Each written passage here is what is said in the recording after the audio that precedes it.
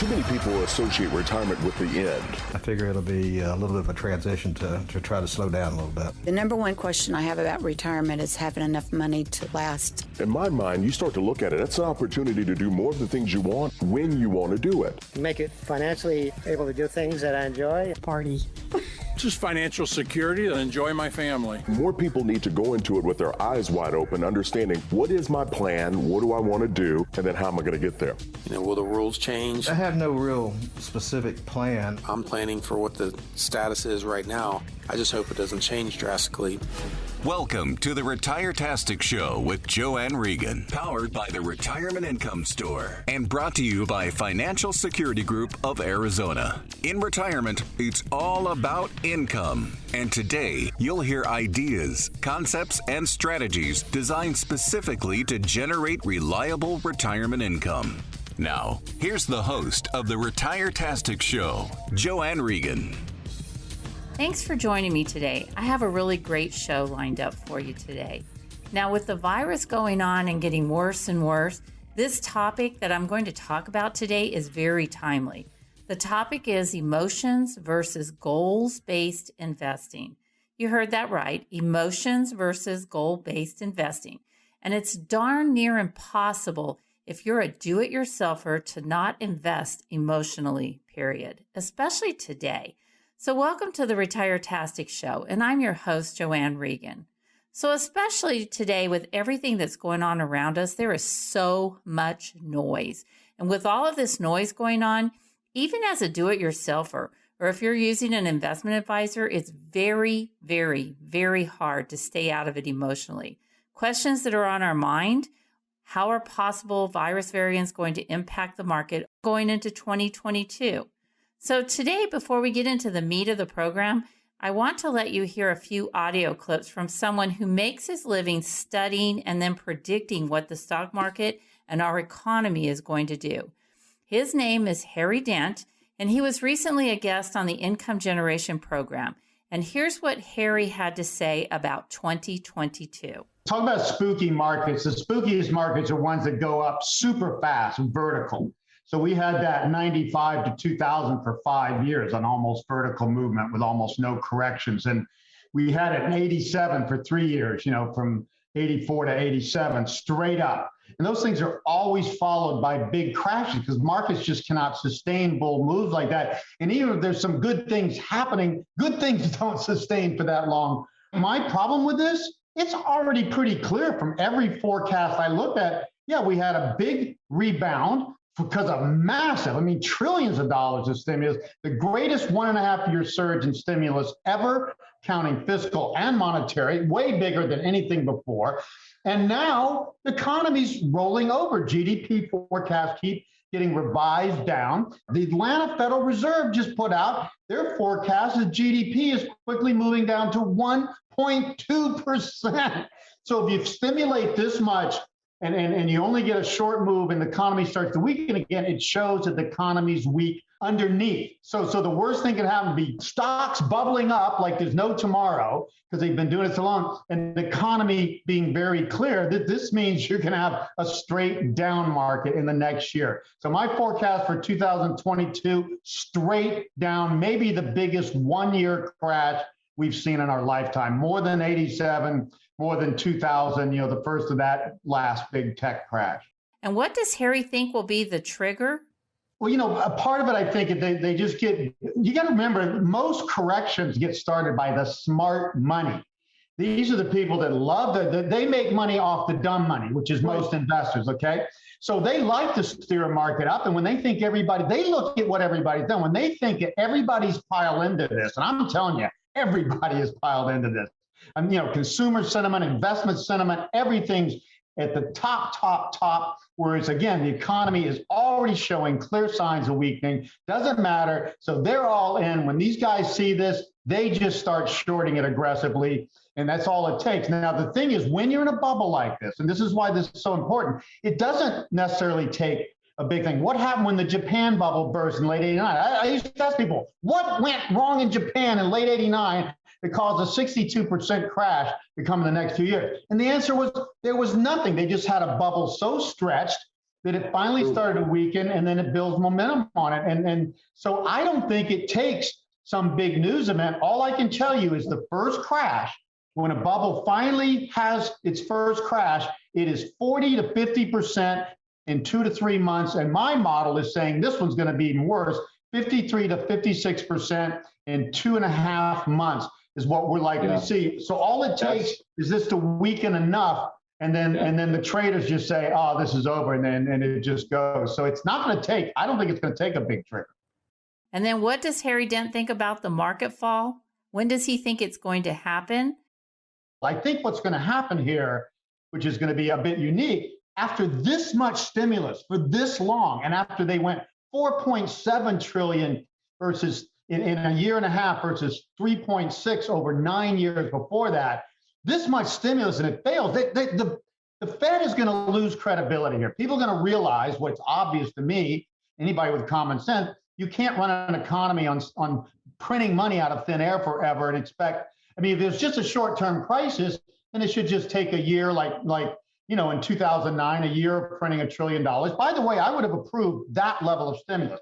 Just get the economy so it doesn't have to just default unnecessarily and just melt down for no good reason. But you do need to restructure debt if you're going to go forward. They never did that. So the next downturn should take us down. My target is down about 80 to 85%, down to about 600 to 1,000 on the S&P. So first target, 2,200, bounce up maybe back towards 2,800, something like that, and then you see that grind down to 600 to 1,000, and that should be over by late 2023. Be my best guess.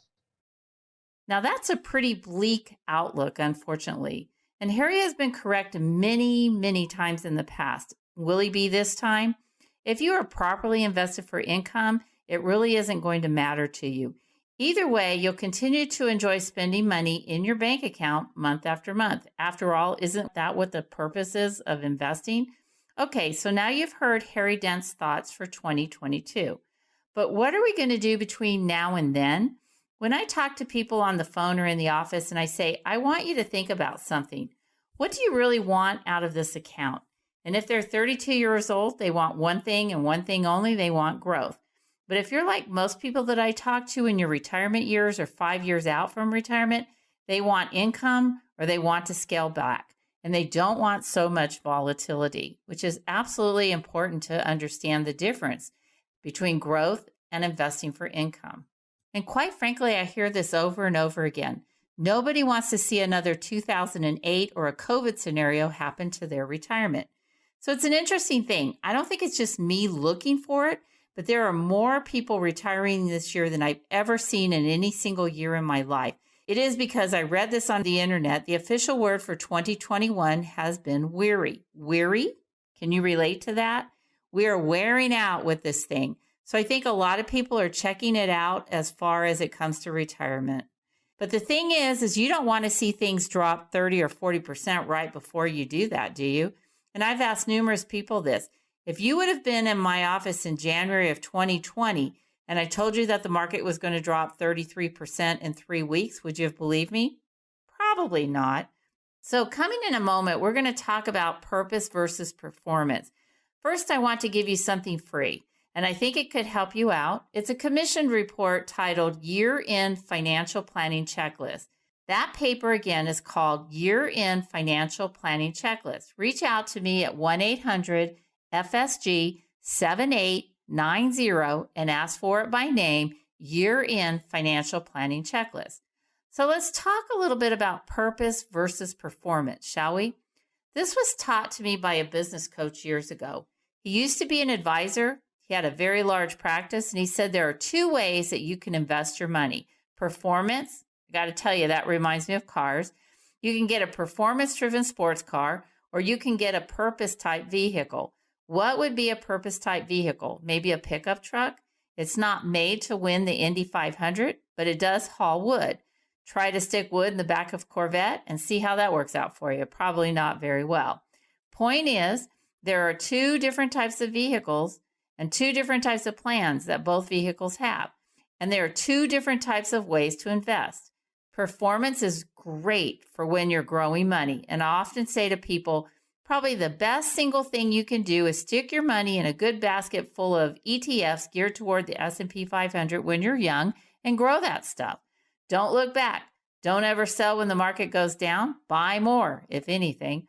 Have a performance-driven portfolio. The problem with that performance-driven portfolio is that there are certainties that the market will go up and down, and there are going to be times, and you know this as well as I do, we are going to have additional major dips in the market. Well, we get lucky here. We were lucky in the fact that the last dip came back in the format of a V recovery, and it actually even surprised me. But it all had to do with the easing. The money that was fed into the market, and they minimized the fixed interest rates by dropping the Fed rate and so forth. So basically the market went down, but it came back in a few months. That normally doesn't happen that way. Let's look back at 2008. It took 6 or 7 years for everything to come back. Look back at 2002. It took quite a few years for it to come back then, even 4 or 5 years. But if you invested $10,000 in the S&P in 2007, it probably would have taken you to around 2013 to get that $10,000 back again. That is actually going to happen again. You know that as well as I do. The question is, if you are 5 years out from retirement, do you want to see that happen in your portfolio? Heck no, you don't. You absolutely do not. Well, that is what a performance-driven portfolio will get you. Understand, performance is not bad. If you're 32, guess what you do when the market tanks? You invest more. But if you're pulling out income right now, or you're getting close to it, you don't want to see these type of reductions. How can you avoid it? First of all, have some common sense in your investment strategy. You are listening to the Retire-tastic Show, and I'm your host, Joanne Regan. And I have a book that I would like to get to you free of charge. That book is called Return on Principle, and it's written by Dave Scranton. And how do you get a hold of it? Just give me a call, the first 5 callers, at 1-800-FSG-7890, and I'll make sure I get that book called Return on Principle into your hands. When I come back, I'm going to talk a little bit more about purpose-driven investing. So don't touch that dial, and we'll be right back to the Retire-tastic Show. The Retire-tastic Show with Joanne Regan airs Saturday afternoons at 1 and Sunday mornings at 8:30. You're listening to the Retire-tastic Show with Joanne Regan, powered by the Retirement Income Store. Whether this is the new normal or the new right now, our economy has changed. So what does this mean for your retirement? To keep you up to date and informed, we've put together a series of webinar events. Because even though many things around us keep changing, your need for retirement income will remain constant. For the date and time of our next webinar event, call 800-FSG-7890. That's 800-FSG-7890. Or visit us online at yourfsg.com.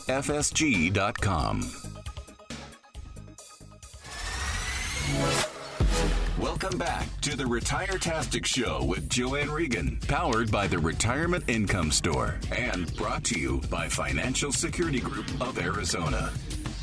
Welcome back to the Retire-tastic Show, and I'm your host, Joanne Regan. We talked a little bit about performance-based investing right before the break. Now let's talk about purpose-based investing. Somebody will come to me or give me a call, and the first question out of my mouth is, how much income do you need in retirement? Now, I don't want to hear $22,000 a year. It is interesting how sometimes I'll see people making $140,000 a year and say, well, I think I can make it on $20,000. So I'll have to ask them, what do you really want in retirement? If you were to go just achieve your goals, how much do you need? $50,000, $80,000? Let's just meet in the middle and let's say 60.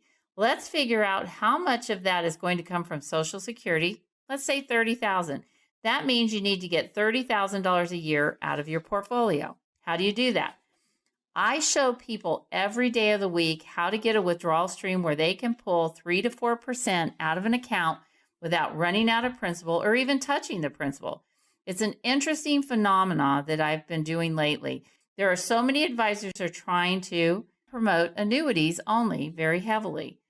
I have a lot of clients listen to my show, and I've done work with annuities, don't get me wrong, and I'm not trying to backpedal here, and I'm not even trying to say they're bad. But here's what I am trying to tell you. Can you imagine having to diet where the only thing you could eat was bananas and that's it?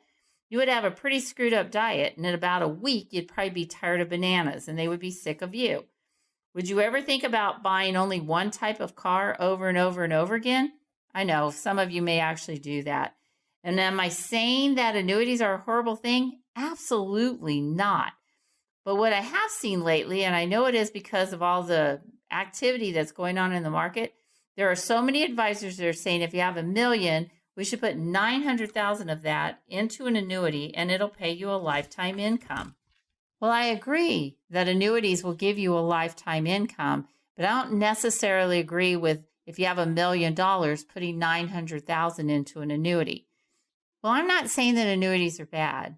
I definitely think they should be part of any plan, but they should not be the only plan. So if you have $1 million, putting 900,000 in an annuity may not be in your best interest. What I am saying is that you should be able to diversify and spread your portfolio across different sets of asset classes, and annuities are just one of them. And by having it in several different asset classes, that way when the market drops 60, 50, 70%, 40, 30, whatever it is, you're not going to be hurt as bad, that's for sure. You just don't want all of your money to be weighed in one direction. And why not? You could certainly learn some hard lessons from that. So let's go back and talk a little bit about that purpose-driven portfolio. What you want is a little money in every area, a little money in the conservative side, and I think a lot of money right now in the moderate areas. Those are the areas that pay interest and dividends. And it's actually getting tougher to get some good dividends and interest right now, I'm not going to lie, but you still can do it. Even some areas over in the equities area, timing in the equity area, I think is a good plan, but basically having a holistic plan to financial planning and having a little bit of money in each area is going to work the best for most of my clients. Point of the whole plan is if you are 5 years out from retirement or in retirement, you want to derive your income from dividends and interest, and with your ability to withdraw money without touching principal. Let's face it, purpose-driven portfolio is going to work the best for most of you. So back to that 60,000 example we were talking about earlier, where 30,000 was coming from Social Security, and we need to make 30,000 in income. Point of the plan is if you are 5 years out from retirement or in retirement, you want to derive your income from dividends and interest and withdraw money without touching the principal. A good plan and a good advisor will help you come up with something that's going to help you get that 30,000 safely and make it work for your particular situation. And I will tell you that no two people have the same situation. So if you need 30,000 a year out of this $1 million, that's not exactly heavy lifting. And you don't have to put it all in one area. That's one of the reasons why I, as a practice, sit down and do that holistic planning. More importantly, one of the things that I tell people that what's different about me from other firms is that I buy individual holdings. We get the individual preferreds, the individual bonds, the individual things that pay interest and dividends. I don't like to put them in mutual funds like a lot of the advisors out there. It seems like our industry has turned into a set it and forget it type of planning. Literally, almost every plan that I come in contact with is that way. Put it in a basket full of ETFs and or all in an annuity or all in mutual funds and set it and forget it. Portfolios now, more than ever, need constant management and constant watching. Again, we're talking about emotions versus goal-based financial planning, and they're hard to do on your own with all the noise going on right now. And this is why, more than ever, I think it's a good time to have somebody on your side as a fiduciary that can actually help you move along with the changing times. You've heard the old saying, buy and hold, hang in there. It's always going to go up. But does that work? If you have a long period of time, I'm going to add a couple of things to that. As your time frame starts to shorten, let me tell you what works. Buy and hold plus some time, and most importantly, proper reallocation at the right time. You have to have a plan that is fluid because times are always changing. I could make an argument pro-Trump. I could make an argument pro-Biden. Which one do you think is going to be correct? I don't know. Neither do you. I know better than that. Heck, I don't even know, do we know where the market is going to be in 3 months? But let me tell you one thing that I can guarantee you. I can guarantee you that there will be volatility, and it is going to last for 2 or 3 years, and it's going to be here for a while Again, that is why you don't want to lock all of your money up at one end of the scale. You don't want it to be all conservative. You don't want it to be all aggressive. You want to be able to move it with the changing times.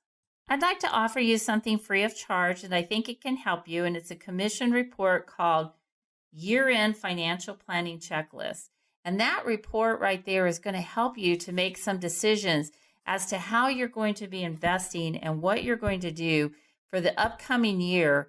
You know, whether we get into a volatility situation, if you're goal-based or purpose-based investing, that report is going to help you. Reach out and ask me for it at 1-800-FSG-7890. That's 1-800-FSG-7890. So we've been talking about emotions versus goal-based investing, and a good instance as to why emotions are not your friend. Let me give you an example. How many of you back in January of 2020 were ready to go all in? Many of you did. Many of you were thinking something is up here, but many of you were still ready to go all in. Well, then look what happened 3 months later. Here's another analogy. How many of you in March of 2020 were ready to sell and get completely out? You had enough. You did not know how far the market was going to go down. What are your goals when it comes to retirement? I usually hear travel, grandkids. Those are the two main ones. But one thing I do not ever hear is a goal. I never hear that I would like to sit down and worry about my money. Nobody ever says that. Do you know why? Because you have worked all these years to accumulate those assets, and you worked in a good job, and retirement is exactly the opposite of that. You want to retire and chill out. You want to get a fixed income out of your portfolio through a pension, through Social Security, through your investments. Most importantly, you know what you want, and you know you don't want to be a burden on your children. You don't want to run out of money. That's the reason why we do the holistic planning that we do. We want a little bit of money in each area. We don't want it all in one area. Everything is centered around deriving income from your portfolio, an income that you can pull that will allow you not to run out of money before you run out of life. So I can tell you without question, it's always good to have an advisor helping you. First of all, you want to pick the right advisor and be sure to pick a fiduciary. I always tell people to make sure they pick a fiduciary that doesn't have a broker-dealer in the house.